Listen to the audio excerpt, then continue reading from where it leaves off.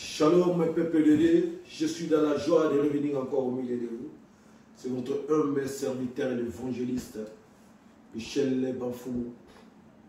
Je viens encore avec un message de la part du Seigneur pour les enfants de Dieu de par les mondes.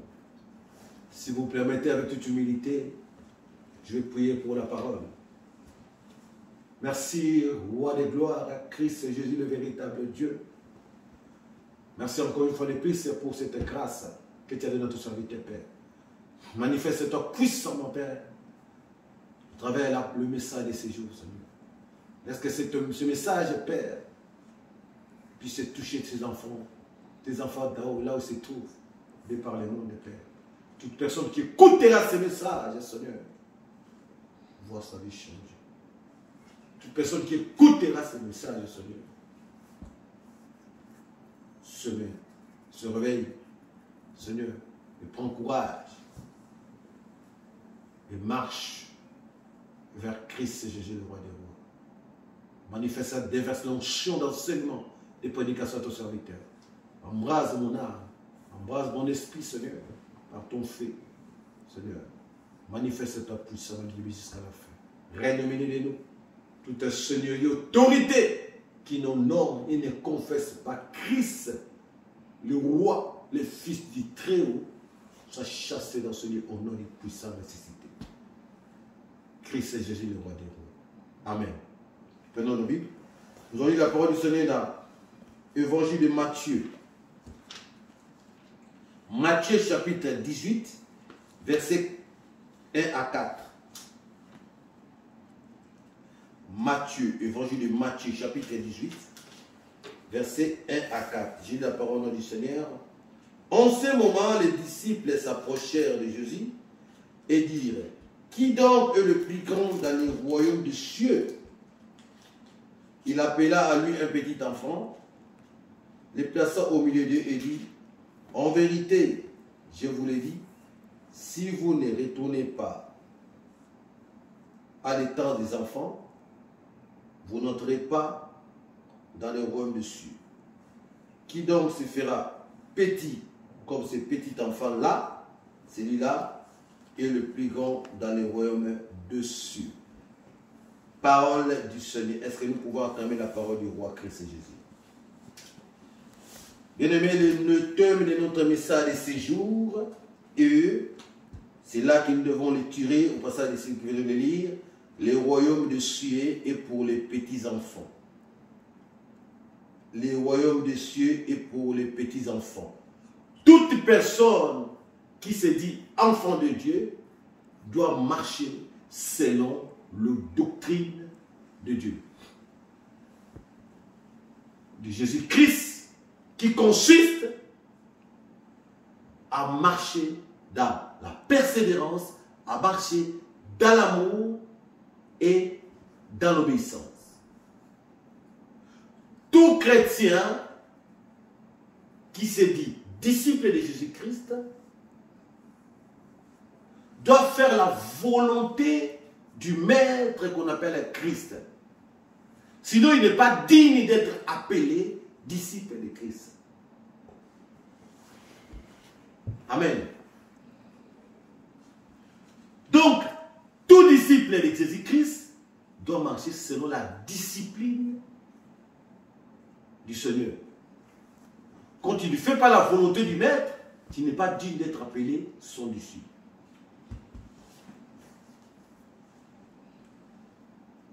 Et ces derniers ne doivent pas vivre non selon leur propre volonté, mais selon la volonté du maître auquel ils ont porté allégeance de les suivre. En l'occurrence, Christ et Jésus.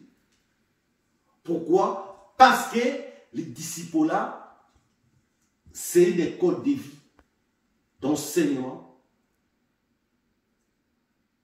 qui consiste à mettre en pratique les enseignements du maître. Donc, être disciple, tout chrétien est disciple de Jésus-Christ, d'abord, ce que vous devez savoir, mais ces derniers doivent mettre en pratique et appliquer la parole de Dieu.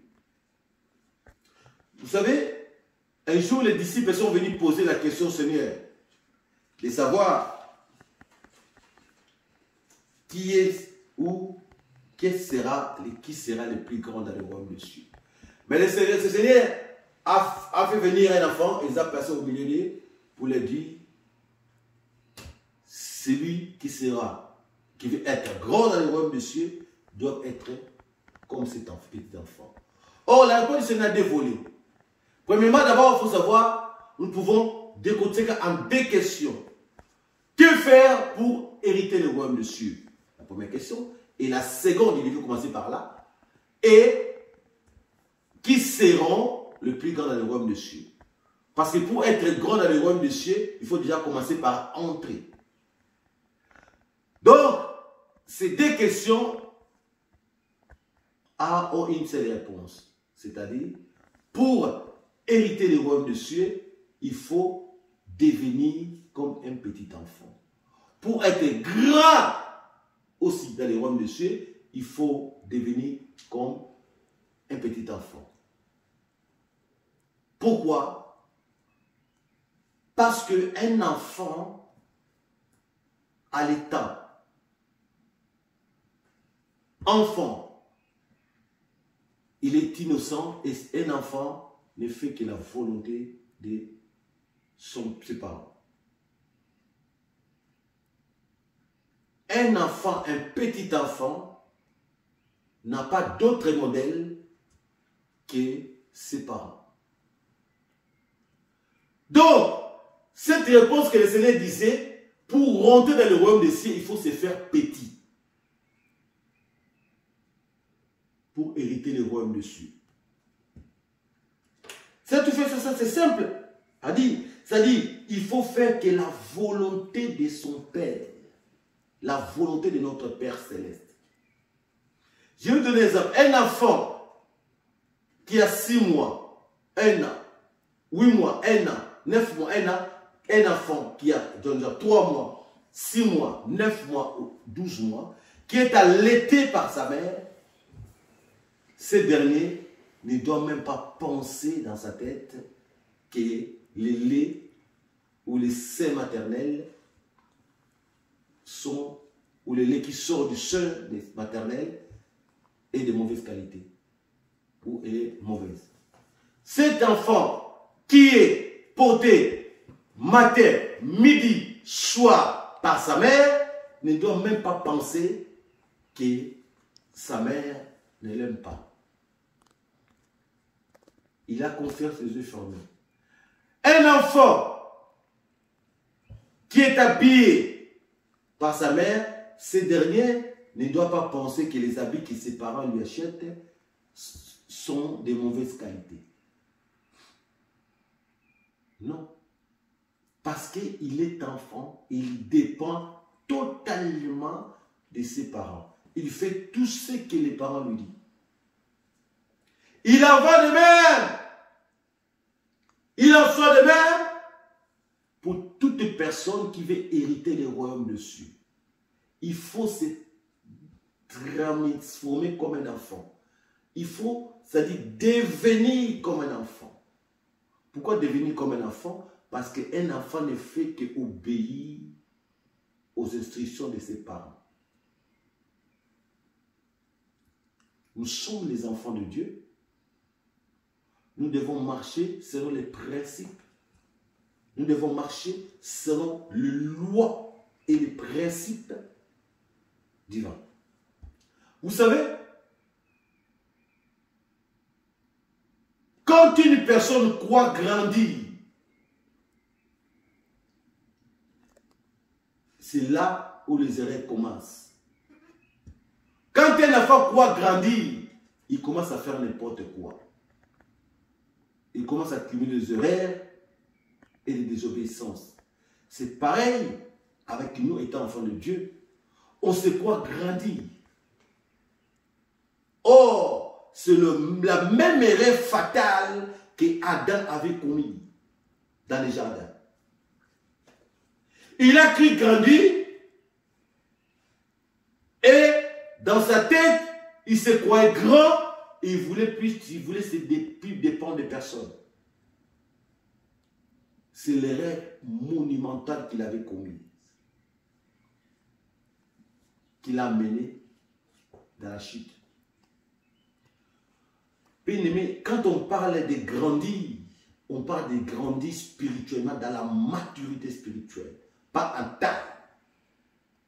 Tout enfant a toujours besoin de son père, l'éducation de son père, l'instruction de son père, quel que soit l'âge.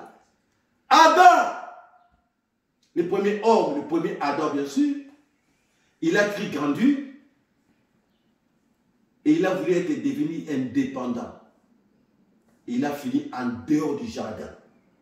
Il a fini en dehors de la présence de Dieu. Il a fini en dehors de la volonté de Dieu. Or, s'il avait impliqué dans sa tête que je suis toujours un enfant et que je dois demeurer toujours au pied de mon père, il n'allait pas commettre cette erreur. Beaucoup de gens commettent cette erreur de nos jours. Il sait quoi grandir, il sait quoi mature. C'est pourquoi il commence à marcher non selon l'insi dit l'Éternel, non selon la volonté du Seigneur, non selon la parole de Dieu, mais selon les propres volontés. Bien-aimé, la connaissance n'est pas mauvaise. Quand la parole du Seigneur nous dit dans Osée 4:6, mon peuple est péri pour faute de connaissance, il faut décortiquer, aller plus loin. Puisque tu as éloigné mes paroles, j'enlèverai ton nom et tes enfants dans mon sacerdoce, dans mon héritage. Puisque tu t'es égaré, tu as abandonné la connaissance, la sagesse, bien aimé, la parole reste la parole. Si nous lisons la parole du Seigneur dans Jean, 1er épître de Jean, 1 Jean chapitre 4, la parole nous dit, n'est-ce pas que vous êtes de Dieu? Donc, nous ne sommes pas comme de Dieu, mais nous sommes de Dieu. L'ennemi va te faire voir, va faire donner l'impression comme si lui connaît mieux que toi. Mais il connaît arrêté, il connaît rien du tout. L'ennemi va te faire comprendre comme si il veut te faire découvrir les choses nouvelles. Or, en réalité, il ne te fait rien découvrir. Il va te faire croire comme si c'est lui qui a créé quelque chose sur cette terre. Mais or, en réalité, il n'a rien créé. Regardez Adam. L'ennemi va lui dire, si tu manges le fruit de l'arbre de la connaissance du bien et du mal, tu vas devenir comme Dieu. Mais Adam, il était déjà Dieu. Mais la parole éternelle est le même hier, aujourd'hui, éternellement. La parole au commencement, toujours retournons dans Genèse chapitre 1er, au commencement, Dieu, après qui il créa. Dieu, et puis il créa. Au commencement, c'est la parole. Donc, la parole, tout a été créé par lui. Lui, c'est qui? C'est la parole. Et pour lui, lui, c'est qui? C'est la parole. Donc, la parole qui descendait, parlait à Adam dans les jardins, c'est les mêmes. Donc voilà, l'ennemi a voulu faire Adam comme si, c'est-à-dire, il voulait lui faire découvrir. Adam, il était déjà Dieu. Comment toi, tu es Dieu, que tu es un homme, quelqu'un te dit, tu vas devenir comme un homme. Et toi, tu acceptes. Voilà le manque de la connaissance de son Père. Le manque de l'obéissance. Bien-aimé, que personne ne te trompe. Ne cherchons pas à être agrandis. Quand je parle d'agrandir, pas grandir en taille. Quand on parle d'agrandir, grandissons dans la maturité. La connaissance va te détruire. La vraie connaissance va t'amener au paradis. La vraie connaissance, attention bien, je pèse bien le mot. Nous devons connaître la vraie connaissance, avoir la connaissance, pas la connaissance, mais la vraie connaissance qui est Christ Jésus, le roi des rois. Et non la connaissance que le diable veut nous faire voir ou nous faire comprendre, qui est la désobéissance, le péché. La rébellion. Tout péché est une rébellion. Contre qui? À l'égard de qui? De notre Père céleste, notre Dieu. Amen. Mon frère, ma soeur, La connaissance, c'est bien. Ne cherchez pas la connaissance, mais cherchons la vraie connaissance, qui est la base de notre vie, de tous les jours et de l'éternité. C'est la parole de Dieu. Christ qui est la parole. Beaucoup de gens cherchent la connaissance au lieu de chercher la vraie connaissance. S'attachent à la connaissance du monde, s'attachent à la connaissance aux choses de ce monde, s'attachent à la connaissance aux choses qui ne fait que détruire, qui ne fait que t'éloigner de la volonté de ton Dieu. Au lieu de chercher la vraie connaissance qui est Jésus-Christ.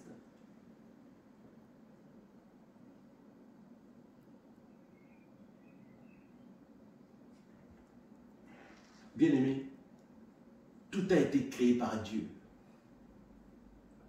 Il n'y a rien sur cette terre, dans l'univers, que le diable pourra te dire qui va t'effrayer ou qui va t'impressionner. Dis-moi, qu'est-ce que Satan va te dire qui va t'impressionner, que tu ne connais pas, ou que tu n'as pas la connaissance, ou qu'il a créé. Dis-moi. Dieu vous ment. Il sait que le jour où vous mangez l'arbre des projets du bien et du mal, vous devenez comme lui. Vos yeux s'ouvriront. Vos yeux s'ouvriront. Adam et voyaient avec quel Dieu? Amen. Il voyait son créateur, son père, avec quels yeux? Voilà les règles que nous sommes en train de commettre en tant que êtres humains. Nous cherchons à connaître. Nous avons besoin de la vie et nous avons besoin de la connaissance. Parce que dans la vie qui est Christ, il y a la vraie connaissance. La connaissance de Satan nous amène dans la rébellion, nous amène dans la désobéissance. Mais la vraie connaissance, la vie qui est Christ, nous emmènera au paradis, à la vie éternelle. Les choses est claires. La parole du Seigneur nous dit ceci. La crainte de l'Éternel enseigne la sagesse et l'humilité précède la gloire. Nous sommes dans Proverbe chapitre 15, verset 33. Proverbe chapitre 15, verset 33. Proverbe chapitre 15, verset 33.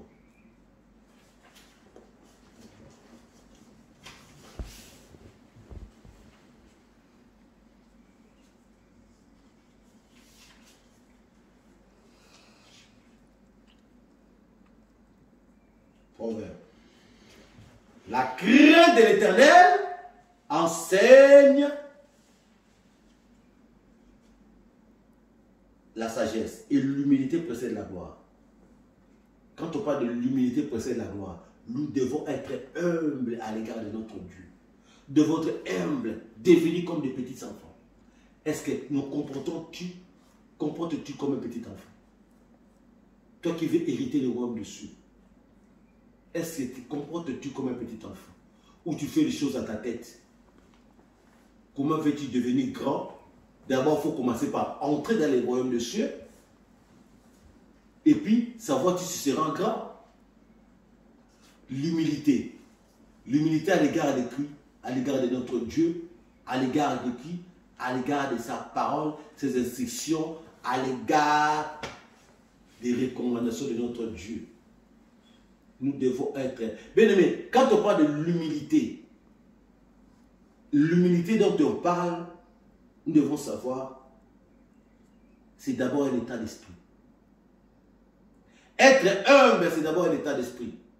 C'est ce qui manquait à Satan, c'est pourquoi il a été rejeté. C'est ce qui a manqué à Adam, c'est pourquoi il a été sorti, chassé du jardin. Bien aimé, si Dieu te chasse de sa présence, une seconde c'est trop, l'ennemi va te dévorer. Et tu sauras qu'il ne t'aime pas. Bien aimé, loin de la présence de Dieu, c'est la mort assurée. C'est ce que cherche l'ennemi. De t'éloigner de la volonté et de la présence de notre Dieu. L'humilité, c'est d'abord un état d'esprit. Être humble, c'est d'abord un état d'esprit. C'est-à-dire ton esprit, comme le psalmiste le disait, les sacrifices agréables à Dieu, comme le dit le psaume 80. 11, c'est un esprit brisé. Les sacrifices agréables à Dieu.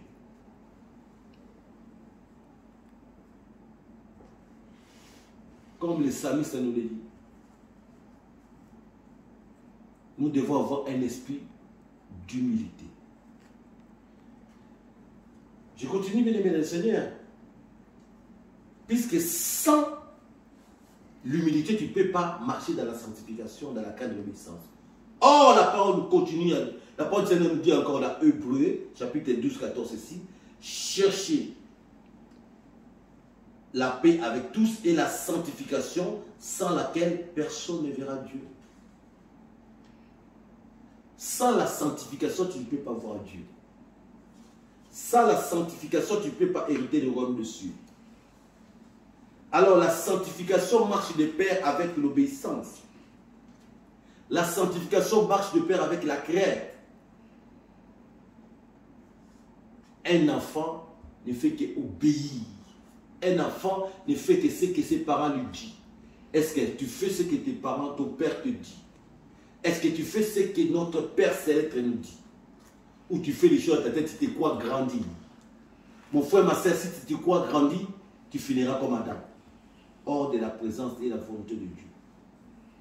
Si tu crois être grand ou devenir grand, tu finiras comme Adam et Satan.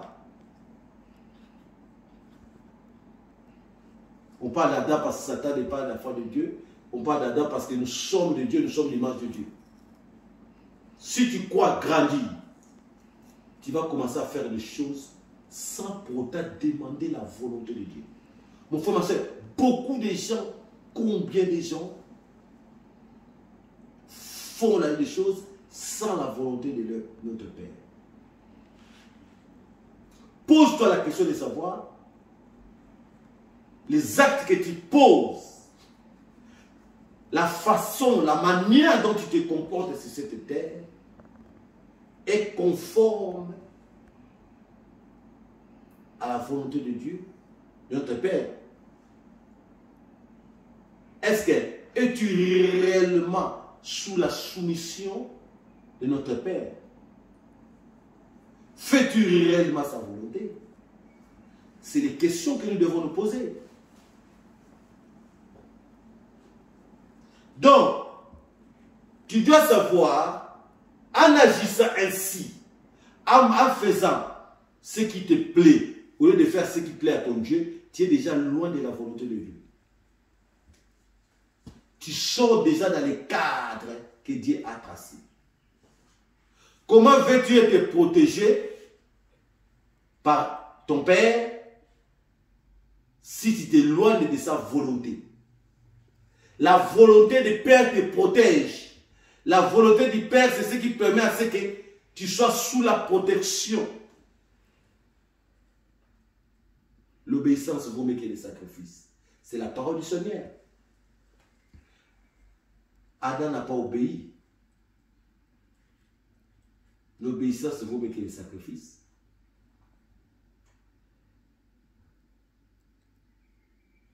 Si tu obéis à ton Père, honore ton Père et ta mère. Mais nous devons continuer la Bible. Le premier Père, c'est qui? Notre Père, c'est Dieu. Le premier Père, c'est Dieu. Notre Père céleste. Christ, quand il était sur cette terre, nous a laissé cette prière. Voici comment vous devriez prier. La prière de notre Père. On n'a pas dit la prière de notre cousin, parce que notre Père, il nous a adoptés. Nous sommes ses enfants bien-aimés. Bien étant adoptés, il nous aime tant. C'est pourquoi, mon frère, ma soeur, nous devons profiter de cette grâce que Dieu nous a accordée. La grâce de Dieu, c'est la faveur de Dieu à l'égard des hommes. Tandis que la foi, c'est l'acte, la reconnaissance que les hommes doivent faire à l'égard de leur Dieu. Profitons de cette grâce-là, bien-aimés. que Dieu nous a offertes gratuitement pour que nous puissions toujours demeurer dans sa présence. Tu te dis enfant de Dieu, mais tu ne fais que la volonté du diable matin, midi, soir. Jours et nuits, tous les jours de ta vie. Tu te dis enfant de Dieu, mais tu ne fais que plaire à Satan le diable. Quelle est la différence entre toi et ceux qui ont désobéi avant Adam? Puisque vous êtes là, vous êtes tous des enfants de Dieu. Nous devons faire attention, bien-aimés. Notre Dieu nous aime tant. Or, nous devons profiter des temps de la grâce.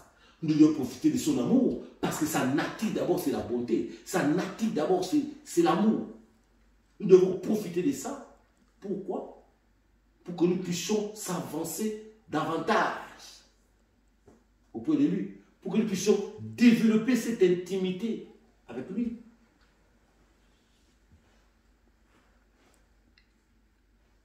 Donc, nous ne devons pas grandir en taille, comme je disais tantôt, mais nous devons grandir dans la maturité spirituelle.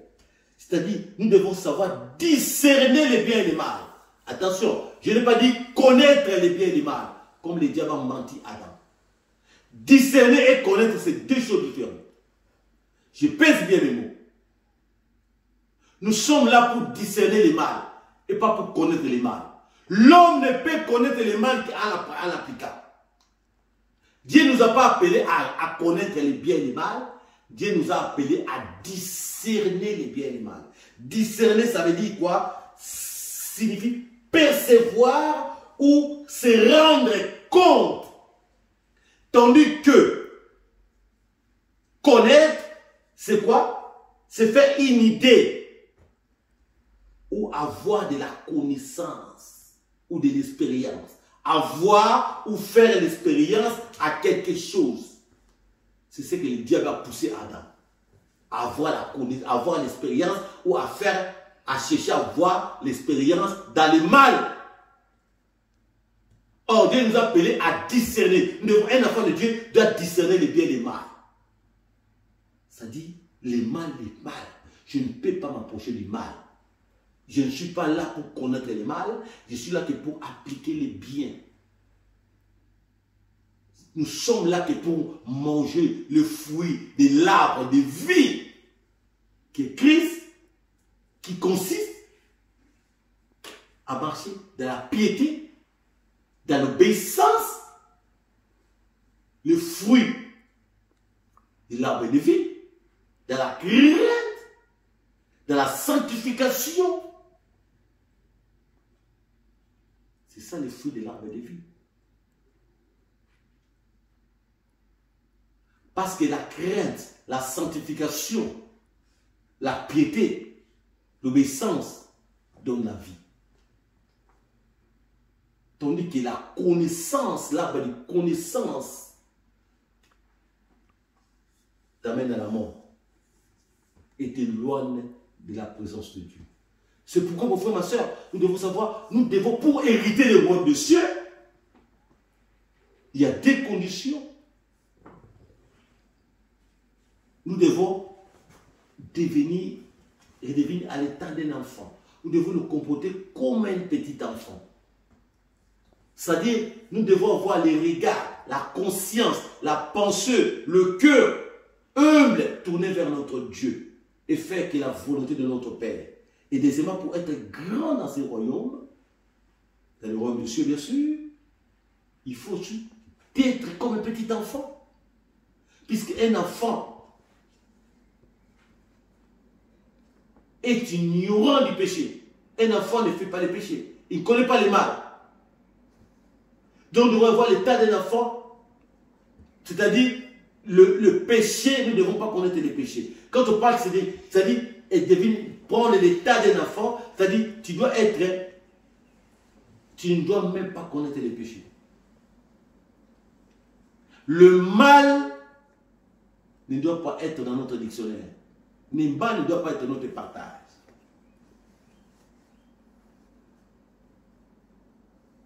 Donc dans notre tête, nous devons voir la connaissance que du bien de Christ. Dans notre tête, nous devons voir que Christ, la connaissance de la vie qui est Christ. Nous devons s'attacher à Christ. Discernons, bien-aimés, mon frère, ma soeur. Discernons le bien et le mal. Mais ne demeurons pas dans la connaissance du bien et du mal. En appliquant le mal, tu connais, tu sais déjà, tu es en train de faire ce qu'Adam avait fait. Connaître le bien et le mal. Tu es déjà dans la connaissance du bien et du mal. Or, nous ne devons pas vivre selon la connaissance, mais selon la vraie connaissance qui est Christ, Jésus, le roi des rois. C'est pourquoi, mon frère, ma soeur, le grand maître, le roi des gloires, Christ Jésus a permis à ce que je puisse me dire avec ces messages ce jour pour enseigner ses enfants de marcher selon la volonté de notre Père, de faire que la volonté de notre Dieu. Et pour que nous puissions, si nous voulons hériter le royaume des cieux, nous devons revenir, c'est-à-dire venir prendre devenir comme des petits enfants. C'est-à-dire, nos regards doivent être tournés que vers notre Père. Nous devons faire que ce qu'il nous dit. Nous n'avons pas d'autre Père que notre Père céleste, l'Éternel des armées, le traité de toutes choses. Et nous devons discerner les biens et les mal, et non connaître les biens et les mal, et connaître davantage, c'est-à-dire le mettre en pratique, le mal et le mal, tous les jours de notre vie. Que Dieu vous bénisse et bénisse sa